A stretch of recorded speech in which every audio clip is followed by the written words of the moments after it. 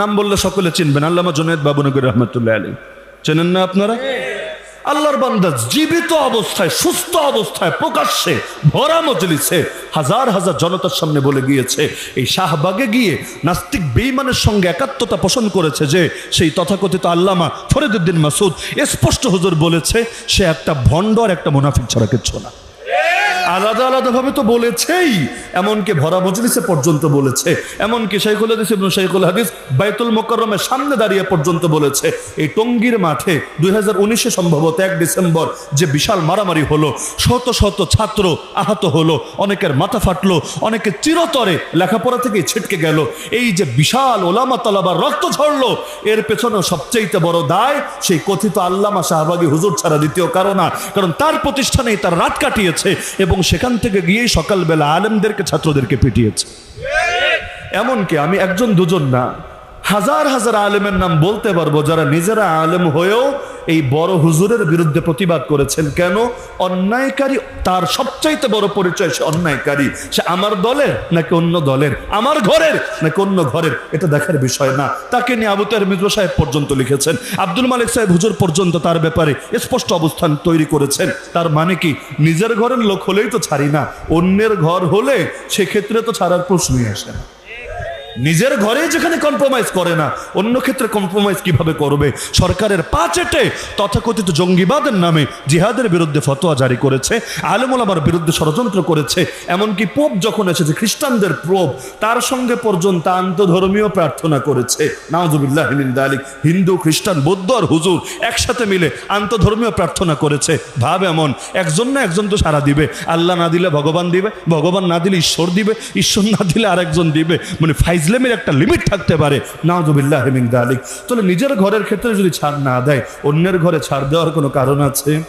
এখন যদি এমন হয় কেউ বড়, অনেক বড়, অনেক বড়, কিন্তু এখন নবীর চাইতেও বড় সেজে বসেছে, ওরেকে ছেড়ে কথা বলা যাবে? আল্লাহ নবীর কাছে এক সাহাবী এসে বললেন, ইয়া রাসূলুল্লাহ, আমার অনুমতি দেন, আমি সেজদা দিব আপনাকে। কাকে বলছেন? নবীকে। ইয়া রাসূলুল্লাহ, আমার অনুমতি দেন, আমি আপনাকে সেজদা দেব।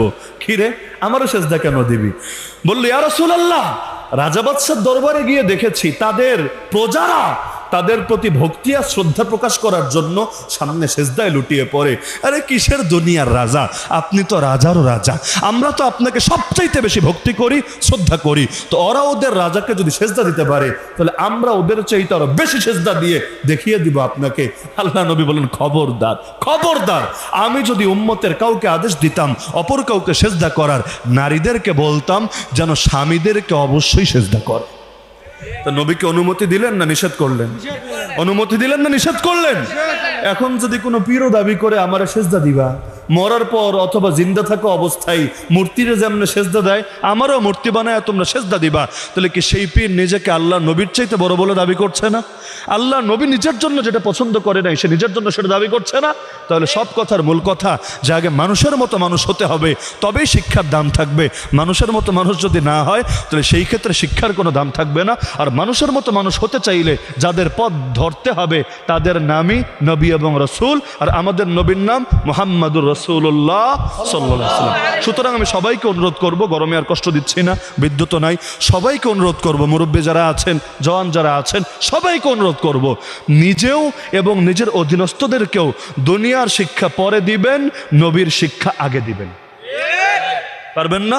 দুনিয়ার শিক্ষা পরে দিবেন। আমি বলছি না দুনিয়ার শিক্ষার দরকার নাই, অবশ্যই দরকার। সবাই যদি হুজুর হয়ে যায়, দুনিয়া চলবে? ডাক্তার লাগবে না, ইঞ্জিনিয়ার লাগবে না, কৃষিবিদ লাগবে না, সবই লাগবে।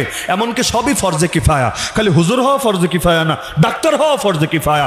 যদি কেউ ডাক্তার না হয় আর মুসলমানরা বিনা চিকিৎসায় মরে, এর জন্য মুসলিম উম্মাহ পাপী হবে। সব জ্ঞানই দরকার, অস্বীকারের সুযোগ নাই। তবে মানুষ বানানোর জ্ঞান আগে দিতে হবে। আগে সে আল্লাহ নবীর রঙে রঙিন হবে, তারপর সে জাগতিক শিক্ষা হাসিল করবে। পারবেন না ইনশাআল্লাহ? সাহাবীরাও বলতেন, ঈমান শিখেছি আগে, কোরআন শিখেছি পরে।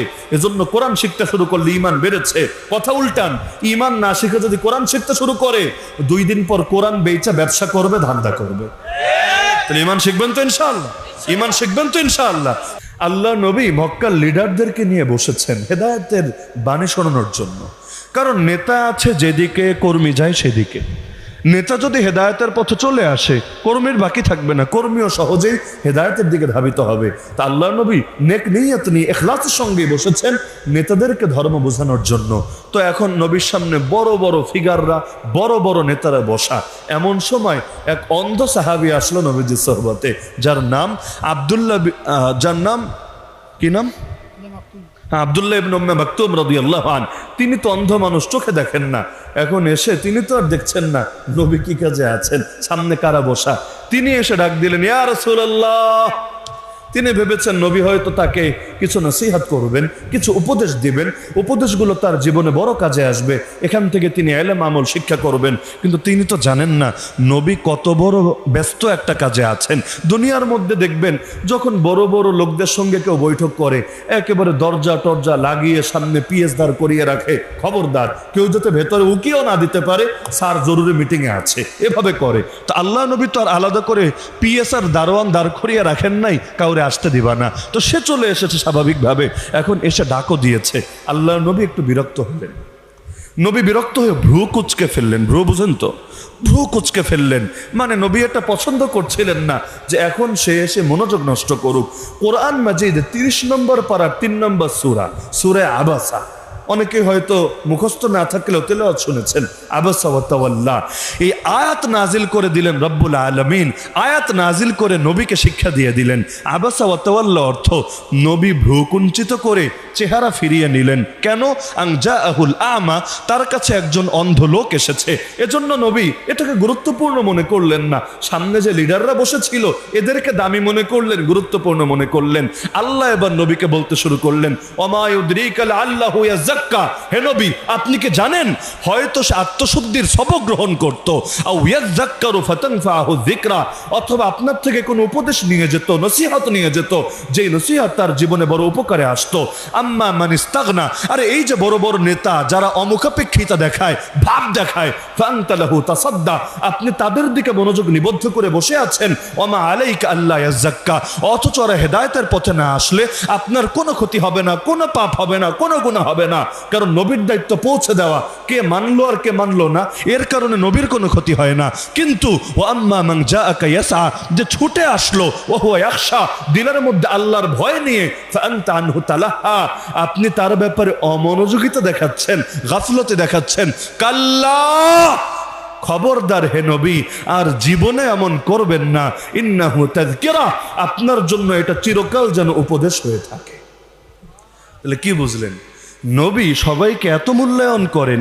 একদিন শুধু এর ব্যতিক্রম হলো, আল্লাহ কোরআন মাজিদে 30 নম্বর পারায় এতগুলো আয়াত নাজিল করে দিলেন যে আয়াত কিয়ামত পর্যন্ত মানুষ পাঠ করবে। এমনকি মক্কার মুশরিকরা অফার নিয়ে আসলো যে দেখো মুহাম্মদ ভাতিজা, আমাদের একটা ইজ্জত সম্মান আছে, একটা প্রেস্টিজ আছে। এখন তোমার সঙ্গে দেখি এই ফকির মিসকিন এতিম এগুলো ঘোরাফেরা করে, এই বেলালে হাবশি, কালা গোলাম হাটে বাজারে বিক্রি হয়, এই টাইপের লোকেরা তোমার আশপাশে।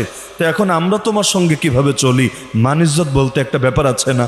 এগুলো কিন্তু দুনিয়ার মানুষ করে, যে তোর সঙ্গে রিক্সাওয়ালা ঘোরে, ভ্যানওয়ালা ঘোরে, খেত খামার যারা করে ওরা ঘোরে, আমি হলাম বেটা মন্ত্রী, আমি হলাম এমপি, আমি হলাম কোটিপতি, আমি তোর সঙ্গে কিভাবে ঘুরতে পারি? এমনকি খালি ঘোরা না, আপনাদের এলাকার মসজিদে আছে কিনা জানি না, বাংলাদেশের অনেক মসজিদে এমন লোকও আছে হুদাই চেয়ারে বসে নামাজ পড়ে।